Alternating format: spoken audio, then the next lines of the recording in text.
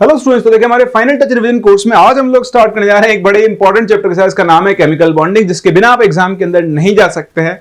वैसे चैप्टर बड़ा है, बट हम लोग फोकस करना है सबसे इंपॉर्टेंट चीजों के ऊपर जो आपको यहाँ पे आनी चाहिए, ताकि आप आसानी से एग्जाम के अंदर इसके क्वेश्चंस को सॉल्व करके आ सकें। ठीक है, चलिए स्टार्ट करते हैं। सबसे पहले बात केमिकल बॉन्डिंग क्या है, तो आप जानते हो कि वो फोर्स जो एक मॉलिक्यूल के अंदर एटम्स को साथ में होल्ड करके रखता है, उसे हम लोग क्या बोलते हैं? केमिकल बॉन्ड बोलते हैं।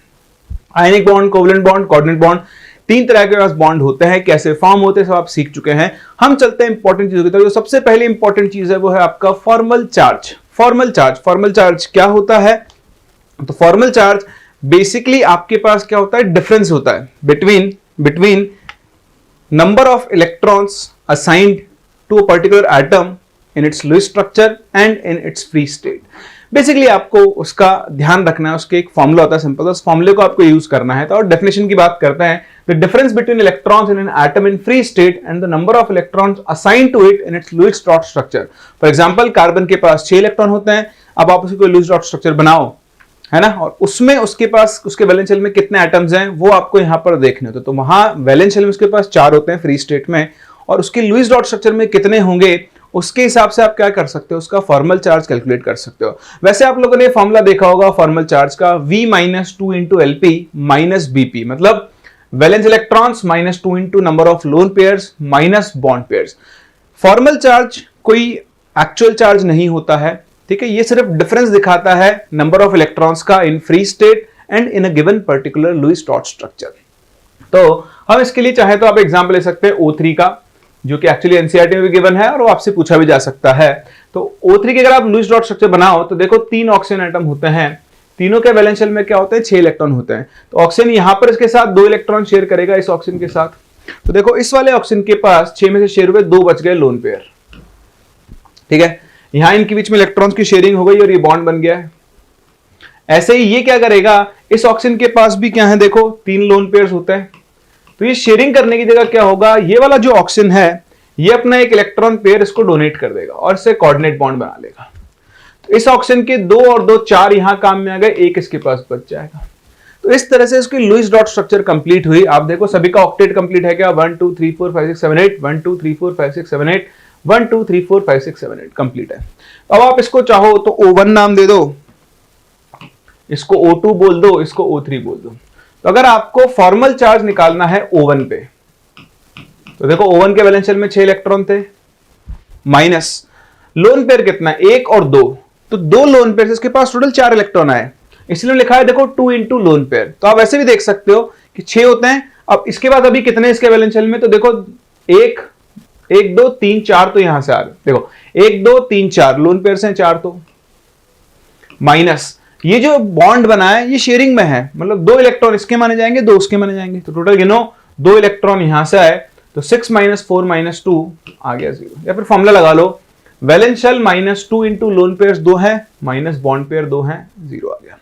अब आप जैसे मान लो फॉर्मल चार्ज निकालना चाहते हो ऑन O2 को देखो वैलेंस शेल में 6 इलेक्ट्रॉन होते हैं, माइनस अब 1 लोन पेयर है तो लोन पेयर से आ गए 2, माइनस 1 2 3 बॉन्ड पेयर है, तो ये आ गया प्लस। अब आप बोलोगे अरे सर ये वाले इलेक्ट्रॉन तो इसी के थे। हाँ इसके थे, पर अब शेयरिंग में डाल दिए ना, तो अब दोनों के हो गए, अब कुछ नहीं हो सकता, अब तो शेयरिंग में डाल दिया आपने। देखो O3, अगर आप formal charge on O3 calculate करना चाहते हो तो वो कैसे निकालोगे? गिनो, इसके पास 6 वैलेंस शेल में होते हैं, देखो 3 लोन पेयर है तो 6 हो गए, माइनस 1 बॉन्ड पेयर है -1। तो ये तीनों ऑक्सीजन एटम के ऊपर फॉर्मल चार्ज है। ध्यान रखना, किसी भी मॉलिक्यूल पे जो फॉर्मल चार्जेस का सम होता है सभी एटम्स का, वो उस मॉलिक्यूल के नेट चार्ज के बराबर ही आएगा। तो आप देखो इसका नेट चार्ज 0 है ना, देखो 0 + 1 - 1 नेट चार्ज क्या है? 0। तो बस यही होता है फॉर्मल चार्ज। एक ये फॉर्मूला आप याद रखें, बहुत रेयरली इससे क्वेश्चन पूछे गए हैं, इसलिए पूछ सकता है क्योंकि पता है कि बेसिक चीजें कई लोग इसके ऊपर ध्यान ही नहीं देते हैं, ठीक है। So it should be kept in mind that formal charge do not indicate real charge separation with in the molecule. Formal charge help in the selection of the lowest energy structure from a number of possible Lewis structure for a given species. इसे आप organic में use करते हो। Lowest energy structure कौन सी होगी? जिसमें same type के charges दूर दूर हों और अपोजिट चार्ज जो हो पास पास हो।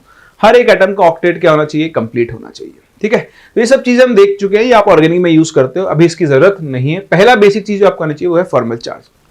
चलिए आगे बढ़ते हैं, बात करते हैं लुईस ऑक्टेट रूल। आप सभी ने पढ़ा हुआ है, हर स्पीसी अपना ऑक्टेट कंप्लीट करना चाहती है, तो कई बार आपसे पूछ लेता है कि इनमें से कौन लुईस ऑक्टेट को फॉलो नहीं कर रहा है। तो ये आपने बहुत अच्छे से पढ़ा हुआ है, फटाफट से इनको कवर करते हैं, इनमें ज्यादा कुछ है नहीं। तो देखिए सबसे पहला इलेक्ट्रॉन डेफिशिएंट स्पीसीज, वो स्पीसीज जिनके वैलेंस शेल में क्या होते हैं, 8 से कम इलेक्ट्रॉन होते हैं। फॉर एग्जाम्पल आपके पास BCl2 हो गया, आपके पास BH2 हो गया, B2H3 या BH3 ले लो, BF3 ले लो, BCl3 ले लो, AlCl3 ले लो, ठीक है। ये सब इलेक्ट्रॉन डेफिशिएंट स्पीसीज है। ध्यान रखना, इसमें एक चीज का आपको ध्यान रखना है, मैं आपसे बात करूं AlF3, AlF3 is not electron deficient. मैं आपको कई बार बता चुका हूं, ये इलेक्ट्रॉन डेफिशिएंट नहीं है। क्यों? क्योंकि ये एक आयनिक कंपाउंड है, it is an ionic compound. Ionic compound है तो ये Al3+ और F- की फॉर्म में एग्जिस्ट करता है, दोनों का ही ऑक्टेट कंप्लीट होगा। अब ध्यान रखें, ये जो आपका मॉलिक्यूल है AlF3, ये मतलब इलेक्ट्रॉन डेफिशिएंट नहीं है, ये प्रॉपर आपके पास ऑक्टेट कंप्लीट होता है। लेकिन वहीं अगर आप AlC3 ले लो, ये कोवेलेंट है और ये इलेक्ट्रॉन डेफिशिएंट होता है। फिर देखें हाइपरवेलेंट कंपाउंड, जिनके पास 8 से ज्यादा इलेक्ट्रॉन्स होते हैं, जैसे आपके पास हो गया PCl5, है ना, आपके पास हो गया SF6, IF7, यहां देखें वैलेंस शेल में 10, यहां 12, यहां 14, सब पड़ा हुआ है अपने, अपने नया नहीं है कुछ भी इनमें से। ऑड इलेक्ट्रॉन्स भी, जैसे NO हो गया, जैसे ClO2 हो गया, जैसे NO2 हो गया, ये सब ऑड इलेक्ट्रॉन स्पीसीज हैं। अगर नंबर ऑफ इलेक्ट्रॉन्स ऑड है तो आप ऑक्टेट कभी कंप्लीट कर ही नहीं सकते, ठीक है ना। चलिए बहुत ही बढ़िया, इसके बाद बात करते हैं, अच्छा ये 3 मेजर स्पीसीज हो गई आपके पास जो लुईस ऑक्टेट रूल को फॉलो नहीं करते। उसके अलावा पास एक और होते हैं स्यूडो इनर्ट गैस कैटायंस, जिनके वैलेंस शेल में 18 इलेक्ट्रॉन होते हैं। अब ऑक्टेट रूल तो बोल रहा है 8 है, जैसे आप मान लो Zn2+, तो Zn2+ के वैलेंस शेल में 18 इलेक्ट्रॉन होते हैं, 8 तो नहीं होते हैं ना, तो ये भी लुईस ऑक्टेट रूल को फॉलो नहीं करता, ठीक है। चलिए खैर, इसके बाद हम चलते हैं आगे और बात करते हैं लुईस एसिड बेस थ्योरी की तरफ। तो गांव का बच्चा अच्छा जानता है, लुईस एसिड वो होते हैं जो इलेक्ट्रॉन पेयर लेते हैं और लुईस बेस जो इलेक्ट्रॉन पेयर देते हैं। सिंगल वर्ड में बोले तो Lewis acids are electron pair acceptors and Lewis bases are electron pair donors. तो जो इलेक्ट्रॉन पेयर एक्सेप्ट कर सकते हैं उन्हें हम लुईस एसिड्स बोलते हैं, और जो डोनेट कर सकते हैं हम लुईस बेस बोलते हैं, ठीक है। अब ये ध्यान रखना, लुईस एसिड की तरह काम करने के लिए उस मॉलिक्यूल के पास या उस सेंट्रल एटम के पास वेकेंट ऑर्बिटल्स होनी चाहिए। क्या होनी चाहिए? Vacant orbitals. और लुईस बेस की तरह काम करने के लिए ऑब्वियसली लोन पेयर तो होने चाहिए, लेकिन उसका ऑक्टेट कंप्लीट होना चाहिए। दो इंपॉर्टेंट कंडीशन है, अगर किसी स्पीसी को लुईस एसिड की तरह काम करना है तो उसके पास वेकेंट ऑर्बिटल्स होने चाहिए, और लुईस बेस की तरह काम करना है तो हो सकता है उसके पास लोन पेयर हो।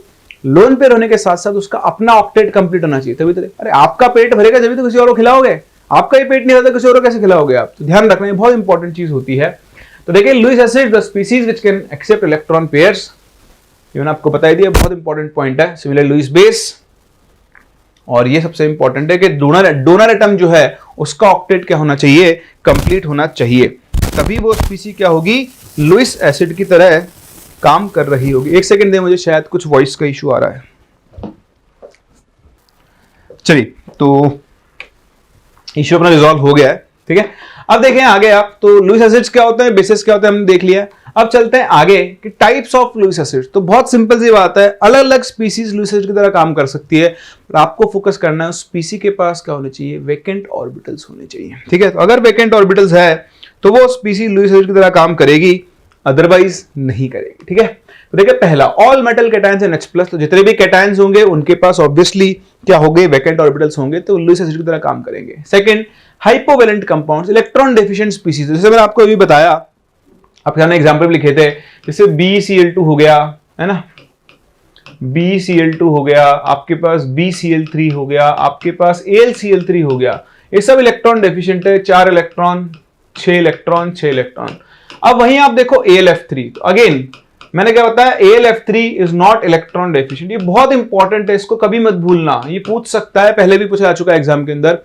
AlF3 इलेक्ट्रॉन डेफिशिएंट नहीं है, लेकिन but can act as Lewis acid, as आपके पास Al3+ है और Al3+ के पास वेकेंट ऑर्बिटल है। भाई आपने देखा ना अभी आयनिक कंपाउंड है, ये Al3+ और F- की फॉर्म में एग्जिस्ट करता है।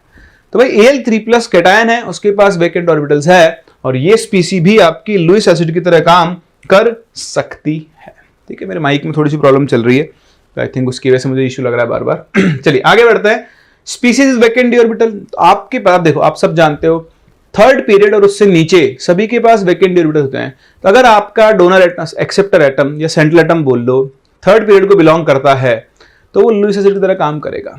कई बार आपके सामने ऐसे केस आएंगे, लेट्स से PCl3, उसके पास लोन पेयर होगा, तो आप बोलोगे सर इसके पास तो लोन पेयर है, क्यों लेगा? लेगा, इसके पास वेकेंट ऑर्बिटल है ना, तो लोन पेयर हो ना, लुईस एसिड नहीं होने की कोई कंडीशन नहीं है। लोन पेयर है लेकिन वेकेंट डी ऑर्बिटल है, तो फिर से लुईस एसिड की तरह काम कर सकता है। इवन ये एक ऐसा सब्सटेंस है लुईस एसिड और बेस दोनों की तरह, अकेला नहीं है, बहुत सारे ऐसे वो स्पीसीज जिनके पास लोन पेयर भी हो और वेकेंट ऑर्बिटल भी हो, वो दोनों की तरह काम कर सकते हैं। ये भी आप बहुत अच्छे सीख चुके हो।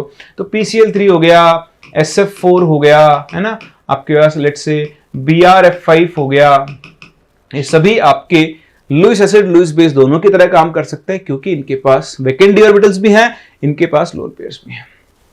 Species in which central atom has vacant D orbitals बता दिया मैंने आपको। स्पीसीज विद मल्टीपल बॉन्ड, ये बड़ा इंपॉर्टेंट है। जैसे CO2 को आप देखोगे तो CO2 में आपको सब कुछ नॉर्मल दिखेगा, भाई कार्बन का ऑक्टेट कंप्लीट है, ऑक्सीजन का ऑक्टेट कंप्लीट है, लेकिन क्या होता है जब इसके सामने कोई एक लुईस बेस आ जाएगा इलेक्ट्रॉन पेयर लेकर, तो उस केस में क्या होगा, देखो पाई इलेक्ट्रॉन है, जैसे ही कार्बन पे अटैक करेगा, कार्बन ऑक्सीजन में ज्यादा इलेक्ट्रोनेगेटिव कौन है? ऑक्सीजन। तो ऑक्सीजन क्या करेगा, इस पाई इलेक्ट्रॉन क्लाउड को अपनी तरफ खींच लेगा। जैसे ये खींचेगा तो इसकी प्रेजेंस में क्या होगा, कार्बन ऑक्सीजन पे नेगेटिव चार्ज, कार्बन पे प्लस चार्ज। अब ये लुईस बेस आसानी से इस पे क्या कर सकता है, अटैक।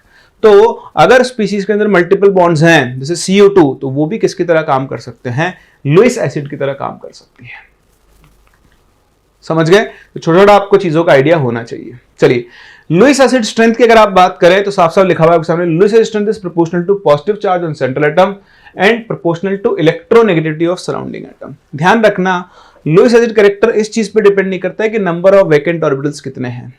स्पीसी के ऊपर पॉजिटिव चार्ज जितना ज्यादा होगा, उसका लुईस एसिड कैरेक्टर क्या होगा, उतना ही ज्यादा। मैं आपसे बोलूं कि मैं कंपेयर करना चाहता हूं BeCl2, BCl3 एंड CCl4, तो बताओ इनमें से इनका लुईस एसिड कैरेक्टर का ऑर्डर क्या होगा। तो देखो बेरिलियम पे +2 चार्ज है, इस पे +3 और इस पे +4 है, यानी CCl4 का लुईस एसिड कैरेक्टर सबसे ज्यादा होना चाहिए।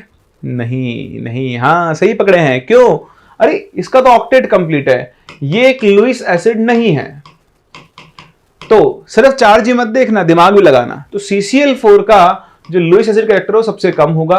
हाँ, फिर कौन आएगा आपका BCl2, और सबसे ज्यादा किसका होगा, BCl3।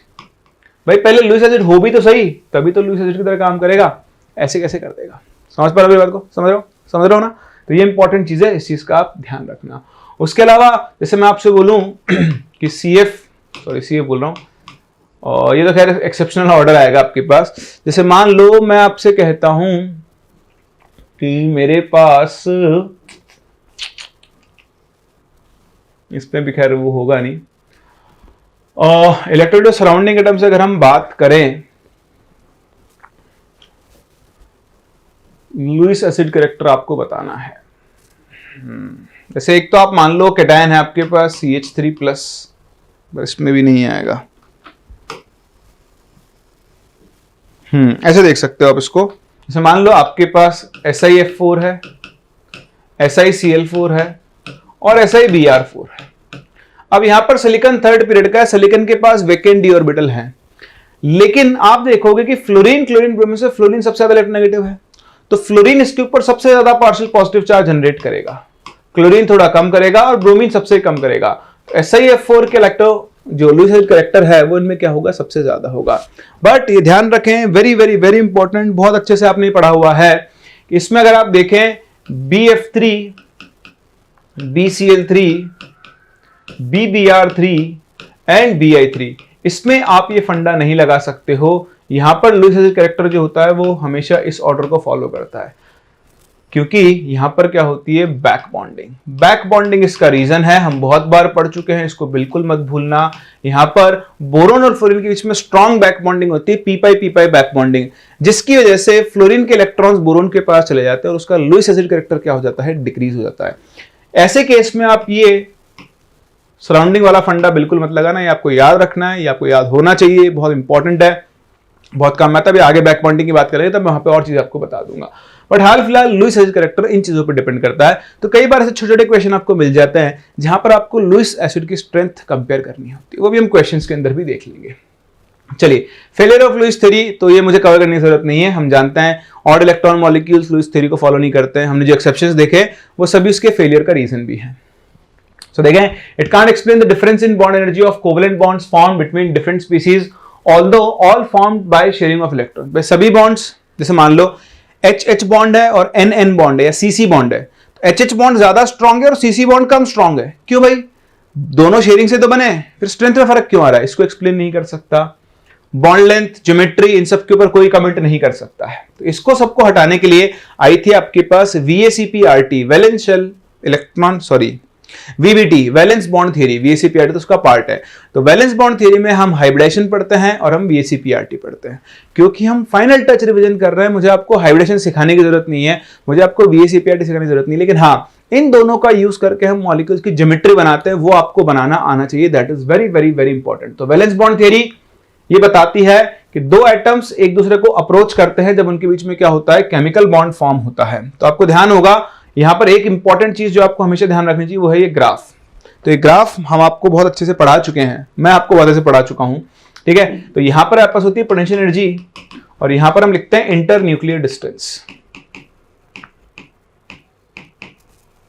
ये आप ग्राफ बहुत काम का है, इससे एग्जाम में क्वेश्चन पूछे जाते हैं। मान लो दो हाइड्रोजन एटम है तो उसमें एक न्यूक्लियस होगा और एक एक इलेक्ट्रॉन होगा। तो जब ये दोनों हाइड्रोजन एटम एक दूसरे से बॉन्ड बनाने आएंगे तो इनमें दो तरह के फोर्स काम करेंगे, अट्रैक्टिव, रिपल्सिव, ठीक है। अट्रैक्शन होगा इस न्यूक्लियस इस इलेक्ट्रॉन के बीच में, इस न्यूक्लियस इलेक्ट्रॉन के बीच में। रिपल्शन होगा दोनों न्यूक्लियस और दोनों इलेक्ट्रॉन्स के बीच में। तो शुरुआत में सिर्फ अट्रैक्टिव फोर्सेस काम करते हैं। तो देखो ग्राफ का नेचर कुछ ऐसा बनता है, आपको बहुत अच्छे से याद होगा, है ना। तो होता क्या है, शुरुआत में जब बहुत दूर दूर होते हैं तो इनके बीच में कोई इंटरेक्शन नहीं होता। जब ये पास आना शुरू करते हैं तो पहले इनके बीच में अट्रैक्शंस काम करते हैं। जहां भी अट्रैक्शन काम करते हैं सिस्टम की पोटेंशियल एनर्जी क्या होती है, डिक्रीज होना शुरू होती है। तो आपके एटम्स यहां अट्रैक्शन काम करना शुरू किया, ये और पास आया, अट्रैक्शन और बढ़ा, और पास आया, अट्रैक्शन बढ़ा। जब तक अट्रैक्शन बढ़ता जाएगा सिस्टम की पोटेंशियल एनर्जी क्या हो जाएगी, कम होती जाएगी। ये पॉइंट देखो, यहां पर पोटेंशियल एनर्जी क्या हो चुकी है, मिनिमम हो चुकी है। तो ये मिनिमम पोटेंशियल एनर्जी है। मिनिमम पोटेंशियल एनर्जी का मतलब क्या है, यहां पर अट्रैक्शन मैक्सिमम है। अब मान लो इस पॉइंट पर अट्रैक्शन मैक्सिमम हो चुका है, अब आप और पास लाओगे तो रिपल्शन काम करना शुरू करेगा। ध्यान देना, रिपल्शन काम करना शुरू कर रहा है, डोमिनेट नहीं कर रहा है। तो रिपल्शन काम करना शुरू करेगा तो सिस्टम की एनर्जी वापस से बढ़ना शुरू होगी और फिर जब रिपल्शन डोमिनेट करेगा तो बढ़ती जाएगी, बढ़ती जाएगी। तो ये वो पॉइंट है, एक्चुअली ये वो पॉइंट है जहां पर अट्रैक्शंस क्या है। देखो अट्रैक्शन मैक्सिमम तो यहां, सॉरी मैं उल्टा बोल गया, अट्रैक्शंस मैक्सिमम है।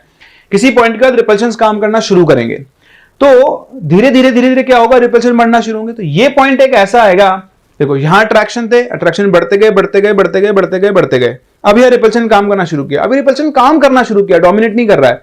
तो आप और पास लाओगे, अभी भी अट्रैक्शन डोमिनेट कर रहा है लेकिन रिपल्शन बढ़ता जा रहा है, बढ़ता जा रहा है, बढ़ता रहा है। एक पॉइंट ऐसा आएगा जब अट्रैक्शन और रिपल्शन क्या हो चुके होंगे, मैक्सिमम। तो सॉरी मैं गलत बोल गया, यहां पे अट्रैक्शन मैक्सिमम नहीं होगा, यहां पर अट्रैक्शन और रिपल्शन बराबर होंगे। इसके बाद रिपल्शंस डोमिनेट करना शुरू करें। तो इस वाले पार्ट में अट्रैक्शन डोमिनेट करेगा इस पॉइंट के इधर, और इस पॉइंट के इधर जो है वो कौन डोमिनेट करेगा, रिपल्शन डोमिनेट करेगा। और इस पॉइंट पर अट्रैक्शन रिपल्शन बराबर हो जाएंगे। तो ये जो आपके पास डिस्टेंस होती है, ये डिस्टेंस R0, ये बॉन्ड लेंथ को दिखाती है। तो इस तरह से VBT ने सिखाया कि जब भी दो एटम्स के बीच में कोवेलेंट बॉन्ड बनता है तो उनके बीच में क्या होता है, एक ऐसी पॉइंट आता है जहां पर अट्रैक्शन रिपल्शन बराबर हो चुके होते हैं। फर्दर ओवरलैपिंग का नाम आप लोगों ने सुना हुआ है। तो ये जो एटम्स बॉन्ड बनाते हैं ये ओवरलैपिंग के थ्रू बनाते हैं, ठीक है, समझ में आ गया। तो ये ग्राफ बहुत इंपॉर्टेंट है, आपको पढ़ना आना चाहिए। यहां पर अट्रैक्शन रिपल्शन बराबर होते हैं जहां पर सिस्टम की पोटेंशियल एनर्जी क्या हो जाती है, मिनिमम हो जाती है, ठीक है। चलिए बहुत ही बढ़िया, ये मैंने आपको सिखाया था। अभी भी बोला मैंने आपसे ओवरलैपिंग। तो VBT ने दिया कंसेप्ट ऑफ ओवरलैपिंग। दो एटम्स के बीच में बॉन्ड फॉर्म हो रहा है तो वो किसके थ्रू फॉर्म होता है, ओवरलैपिंग के थ्रू फॉर्म होता है। जब दोनों के ऑर्बिटल्स एक दूसरे से ओवरलैप करेंगे तभी उनके बीच में क्या होता है, कोवेलेंट बॉन्ड फॉर्म होता है। द पेनिट्रेशन और merging of electron cloud of orbitals is called overlapping, ठीक है। Formation of covalent bond between two atoms occur by overlapping, पढ़ा हुआ, सब पढ़ा हुआ आपने। ओवरलैपिंग हो सकती है एक खाली और एक भरे हुए ऑर्बिटल के बीच में, या फिर एक फुली फुल, मतलब एक तो होगा, एक में भी एक इलेक्ट्रॉन, एक में इलेक्ट्रॉन ओवरलैपिंग हो सकती है, एक में 2 इलेक्ट्रॉन एक पूरा खाली तो भी ओवरलैपिंग हो सकती है, उससे कोऑर्डिनेट बॉन्ड बनेगा। सब आपने सीखा, आपके लिए नया नहीं है कुछ भी, तो बस मैं आपको दिखा रहा हूं। आईएनए क्या होती है? इंटरन्यूक्लियर एक्सिस होती है। ओवरलैपिंग 2 तरह की होती है, एक्सियल होती है और साइडवेज होती है। एक्सियल होगी तो सिग्मा बनेगा, और साइडवेज होगी तो क्या बनेगा आपके पास? तो यहां से आपका जो है सिग्मा बॉन्ड बनेगा, ठीक है, और यहां आपका क्या बनेगा? पाई बॉन्ड बनेगा। अब देखो पाई बॉन्ड भी अगर पीपी की और ओवरलैपिंग हो रही तो पी पाई बन सकता है, पी और डी की हो रही तो पी पाई डी पाई बन सकता है, और डी और डी की हो रही तो डी पाई फॉर्म हो सकता है। इसके अलावा आपके पास एक और टाइप ऑफ बॉन्ड बनता है जिसे हम लोग डेल्टा बॉन्ड बोलते हैं। नाम तो आप लोगों ने सुना ही होगा कि आपके पास जो डी ऑर्बिटल्स होते हैं, जब उनकी चारों लोब्स ओवरलैप करें, है ना, चारों लोब्स ओवरलैपिंग कर रही हूं, ये वाली ये वाली ये वाली ये वाली ये वाली ये वाली और पीछे वाली, तो इस तरह से जो बॉन्ड बनता है वो डेल्टा बॉन्ड बनता है। ओवरऑल स्ट्रेंथ की बात करूं तो मैं सबसे स्ट्रॉन्ग सिग्मा, फिर डेल्टा, और फिर कौन सा बॉन्ड होता है? पाई बॉन्ड होता है, ठीक है। तो बॉन्ड की स्ट्रेंथ आपको बहुत अच्छे से कंपेयर करनी आनी चाहिए, वो हम क्वेश्चंस में देख लेंगे। बहुत सिंपल होता है। सबसे पहले आप साइज देखते हो, छोटे साइज के ऑर्बिटल्स की ओवरलैपिंग क्या होगी? ज्यादा होगी। बहुत सारे ऑर्बिटल दिए हैं, जैसे मान लो मैं आपसे बोलता हूं कि मुझे कंपेयर करना, अच्छा एक आप सिग्मा और पाई में कंपेयर करें तो सेम शेल के लिए अगर आप देखो तो पीपी ओवरलैपिंग सबसे ज्यादा इफेक्टिव होती है, फिर आपके पास कौन सी आएगी? एसपी, और सबसे कम कौन सी होती है? एसएस होती है। यह है फॉर सिग्मा बॉन्ड, ठीक है। सिग्मा पाई में कंपेयर करो तो ऑब्वियसली सिग्मा बॉन्ड ही ज्यादा स्ट्रांग है। ये सेम शेल है, अगर शेल अलग अलग हो तो फिर आपके पास गेम अलग अलग हो जाए। जैसे मान लो 1s 2s की ओवरलैपिंग है, एक आपके पास 1s 2p की ओवरलैपिंग है, एक आपके पास 2s 2p की ओवरलैपिंग है। तो आप देखो 1s 2s 1s 2p और 2s 2p, तो 1s न्यूक्लियस के ज्यादा पास है, ज्यादा इफेक्टिव ओवरलैपिंग प्रोड्यूस करेगा। अब 1s 2s और 1s 2p में देखो तो 2p का डायरेक्शनल नेचर ज्यादा है, sp ss से ज्यादा है, तो यहां पे सबसे स्ट्रॉन्ग कौन सा होगा? 1s 2p, फिर कौन आ जाएगा? 1s 2s, और सबसे पीछे कौन आएगा? 2s 2p, क्योंकि दोनों ही सेकंड शेल के हैं, यहां एक सेकंड शेल का एक फर्स्ट शेल का है। तो ओवरलैपिंग की स्ट्रेंथ आपको बहुत अच्छे से कंपेयर करनी आनी चाहिए। कई बार क्वेश्चंस आपसे इनके ऊपर पूछते तो बहुत आसान होता है। सेम शेल है, मान लो 2p 2p 2s 2p 2s 2s, तो 2p 2p की सबसे ज्यादा होगी। अलग अलग शेल है तो फिर आप ये देखो न्यूक्लियस के सबसे क्लोज कौन है, तो जिसके लिए n की वैल्यू कम, वो न्यूक्लियस के क्या होता है? सबसे ज्यादा क्लोज होता है, ठीक है। तो इस चीज का आप जरूर ध्यान रखें, फिर अभी क्वेश्चंस के फॉर्म में आएगा, वहां पर भी मैं आपको इस चीज को दिखा दूंगा, ठीक है। चलिए देखें, if x axis is the molecular axis then pi bond is formed by, ध्यान रखना ओवरलैपिंग x एक्सिस के अलोंग हो रही है और आपको पाई बॉन्ड बनाना है। s ऑर्बिटल्स कभी भी पाई बॉन्ड फॉर्म नहीं करते हैं। x एक्सिस के along px axial overlapping show करेगा, तो ये भी नहीं कर सकता। बचा कौन कौन? pz plus px py। ध्यान दो, अगर x एक्सिस INA है तो px तो यहां लाई करेगा और py यहां लाई करेगा, तो इनके बीच में पाई बॉन्ड बन नहीं सकता। देखो ये प्लस ये माइनस, वेव फंक्शन के साइन है। यहां तो क्या होगा? जितना पॉजिटिव ओवरलैप उतना नेगेटिव ओवरलैप, इसे हम बोलते हैं जीरो ओवरलैप। क्या बोलते हैं? इसे हम बोलते हैं जीरो ओवरलैप। जीरो ओवरलैप का मतलब क्या है? जीरो ओवरलैप का सिंपल सा मतलब है जितना पॉजिटिव ओवरलैप हुआ उतना ही पॉजिटिव नेगेटिव ओवरलैप होगा। ऐसे केस में कोई बॉन्ड फॉर्म नहीं होता है, ठीक। तो ये भी गया, ये भी आंसर नहीं हो सकता बच्चा। ये तो बिल्कुल सही आंसर है कि जब आपके पास x एक्सिस INA है तो pz इसके परपेंडिकुलर लाई करेगा लाइक दिस, और ये pz भी इसके परपेंडिकुलर होगा, दोनों में साइडवेज ओवरलैपिंग होगी और पाई बॉन्ड बनेगा। ये देखें, which of the following combination will not form, p की जगह पाई बॉन्ड लिख लेना इसे, ठीक है। pp ओवरलैपिंग पाई बॉन्ड बनेगा, sp ओवरलैपिंग से नहीं बन सकता, ये मेरा आंसर है। अभी मैंने आपको बताया पाई पाई p पाई p पाई बन सकता है, p पाई d पाई बन सकता है, d पाई d पाई बन सकता है। s ऑर्बिटल कभी भी पाई बॉन्ड फॉर्म नहीं करेगा, ठीक है। इवन एक और चीज होती है, हाइब्रिडाइज्ड ऑर्बिटल्स भी पाई बॉन्ड फॉर्म नहीं करते हैं, सिर्फ एक ही जगह करते हैं, बेंजाइन में। याद है ना आपको, ऑर्गेनिक में पढ़ा हुआ है। बेंजाइन एक ऐसा मॉलिक्यूल है जहां पर हाइब्रिडाइज्ड ऑर्बिटल्स पाई बॉन्ड बनाने के काम में आते हैं, otherwise hybridised orbitals pi bond form नहीं करते हैं। ये देखें, choose the correct order of strength, जो मैंने आपको ये बताया। और देखो शेल सेम है या नहीं है? नहीं, अलग अलग है। 1s 1s 1s 2s 1s 2p, तो क्या सही है? बिल्कुल सही है। छोटे ऑर्बिटल की ओवरलैपिंग ज्यादा होगी, शेल चेंज हो गया, तो ये आपके पास क्या करेक्ट ऑर्डर होगा? नहीं, ये करेक्ट ऑर्डर नहीं होगा। 1s 1s 1s 2s 1s 2p में 1s 2p, अभी ये तो एग्जांपल लिया था मैंने। ये देखो 2s 2s 2s 2p 2p 2 तो बिल्कुल ही गलत है, 2p 2p सबसे स्ट्रॉन्ग होगा, फिर 2s 2p फिर 2s 2s, ये भी गलत है। ये देखो ये रहा सही ऑर्डर, देखिए ना 1s 1s फिर 1s 2p फिर 1s 2s, यही मेरे इस क्वेश्चन का करेक्ट आंसर होगा।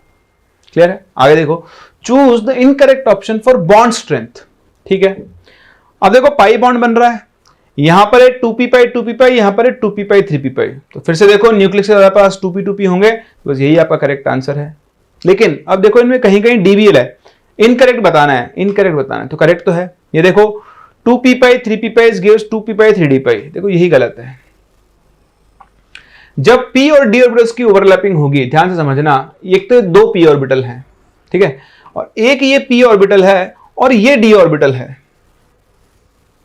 तो आप देखो डिस्टेंस ऑफ अप्रोच d की ज्यादा है, तो एक्सटेंट ऑफ ओवरलैपिंग भी क्या होगा, d का ज्यादा होगा। समझ पा रहे हो ना, यहां पर क्या है, ये p ऑर्बिटल है और ये d ऑर्बिटल है, तो एक्सटेंट ऑफ अप्रोच जो है, डिस्टेंस ऑफ अप्रोच d की कम है, क्योंकि इसकी लोब्स इस तरह लाइंड है। ये दोनों अप्रोच करेंगे तो मान लो डिस्टेंस a कवर करनी है, इसमें b कवर करनी है, दिख रहा है आपको b की वैल्यू a से कम है, तो ओवरलैपिंग का एक्सटेंट क्या होगा, ज्यादा। तो यही आपका गलत ऑर्डर है, सेम शेल है तो p और d की ओवरलैपिंग ज्यादा इफेक्टिव होगी। ध्यान रखना, सेम शेल के लिए अगर मैं बात करूं, वैसे सिलेबस में नहीं है डायरेक्ट d की ओवरलैपिंग, बट मैं फिर भी आपको समझा रहा हूं, सेम शेल है तो d पाई ओवरलैपिंग सबसे स्ट्रांग होगी, फिर आपकी p पाई d पाई होगी, और सबसे बर्बाद कौन सी होगी, p पाई d पाई। तो यहां देखो सेम शेल है 2 3 2 3, अब pd ओवरलैपिंग ज्यादा फिट, तो यही मेरा आंसर है। 1s 2p 2s 2p में 1s 2p स्ट्रांग होगी, दिख रहा है आपको, 2s 2p में 3s 2p में 2s 2p, तो ये भी सही है। आंसर क्या हो जाएगा, ऑप्शन नंबर बी, आपको यहां पर इनकरेक्ट ऑप्शन चूज करना था।